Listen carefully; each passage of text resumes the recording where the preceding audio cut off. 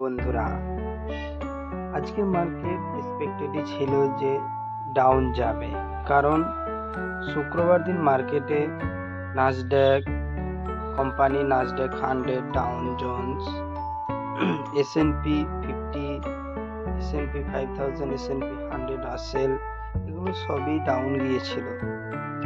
এটা অটোমেটিক্যালি অনুমান করা হয়েছিল বা অনুমান করা গিয়েছিল যে আজকে সোমবার, অর্থাৎ সোমবারে মার্কেট ডাউন যাবেই, কিন্তু এতটা ডাউন যাবে এক্সপেক্ট করা হয়নি, বা আমি এক্সপেক্ট করিনি এতটা ডাউন যেতে পারত।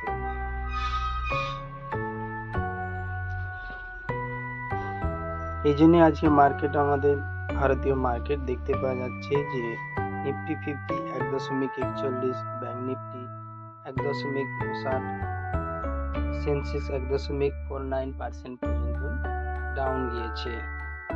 আজকে মার্কেটে আমরা আইপিও হিসাবে diffusion engineering last date IPO দেখেছি। ইভেন্ট হিসাবে আমরা দেখতে পেয়েছি নতুন একটা ইভেন্ট এসেছে, যা হলো তোমার